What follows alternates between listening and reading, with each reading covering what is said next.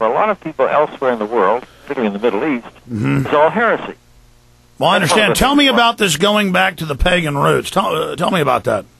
Well, the main point is that Machiavelli thought you had to understand human nature as best you could without reading it through the filter of some book by somebody else. Yeah, getting it from some religion. Getting it from the oracles. And in particular, he was worried about the way in which the Christian view of original sin, going back to the Hebrew view in the Bible of original sin, raised questions about things that were utterly natural.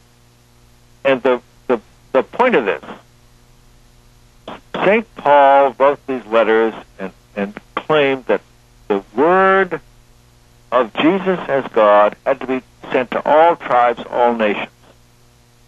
That was what St. Paul said. What did Machiavelli realize when Amerigo Vespucci realized that this wasn't just an island, it was a continent? Machiavelli was the first thinker to know there was a continent between Europe and Asia, because his secretary, his assistant, Agostino Vespucci, was Amerigo Vespucci's cousin. And so he knew right away that there was this whole continent where people had never heard about Christianity. Well, how could God have been just? Because according to medieval Christianity, no, I understand. You were not baptized, you stayed in purgatory forever. What kind of justice would God have if he left those people on this continent in purgatory forever with no chance of... No, I understand the whole argument. That's the induction into the Illuminati speech. I understand all that. I mean, listen, we got to get you back up. I didn't know you wrote a book about that, Professor, and we appreciate you coming on to explain to us that it's something far more complex than what we hear of as sodium fluoride being put in the water supply. And I hope you'll spend time with us again. People can just Google Roger D. Masters and find out about your prolific work, and I appreciate your time.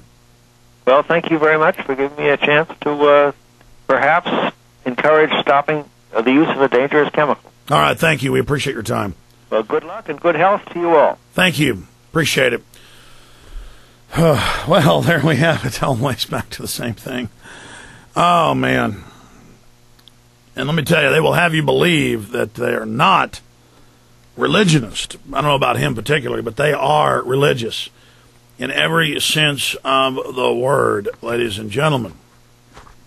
Okay, look, I wanted to play both these clips. They're both like 10 minutes long. They're up on Infowars.com.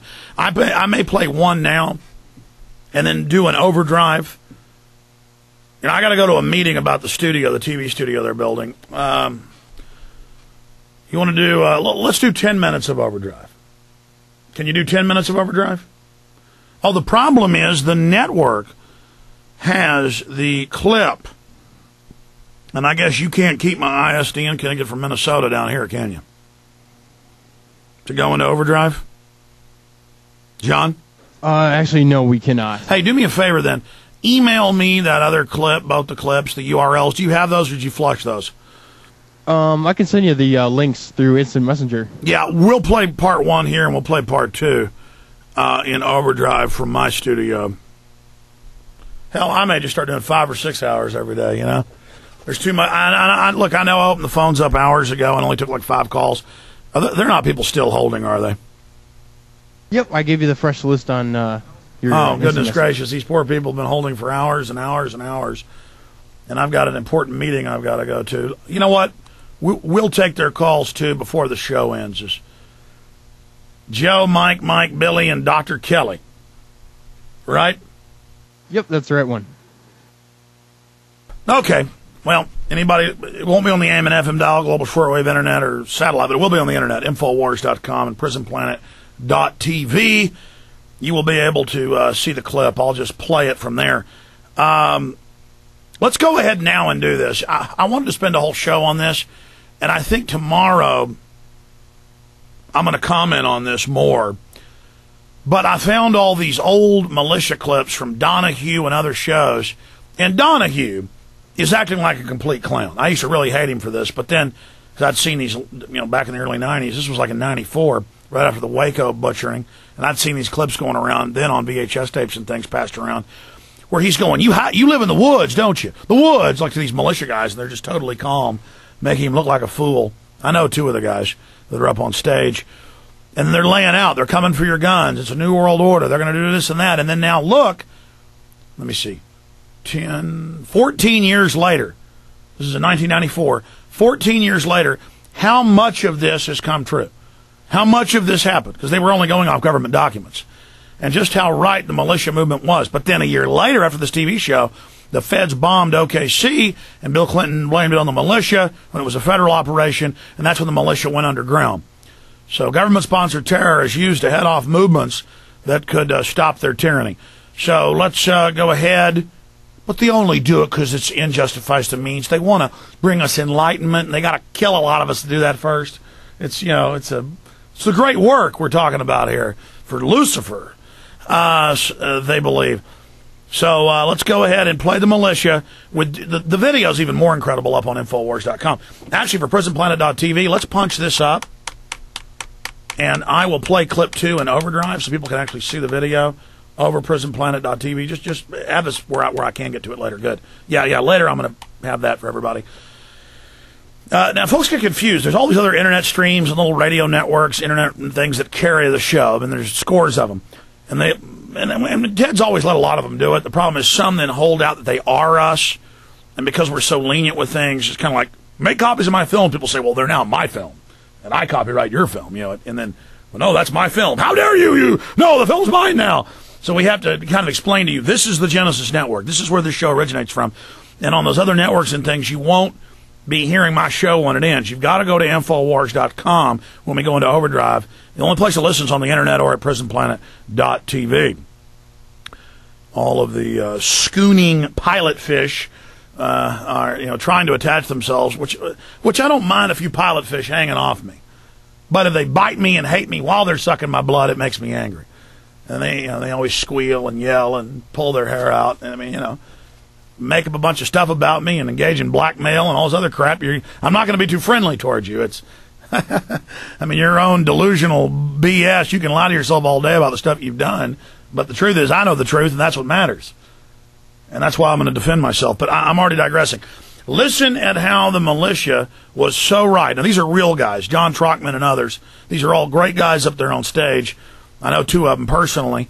And I want to get them on. I want to track them down and get both these guys back on.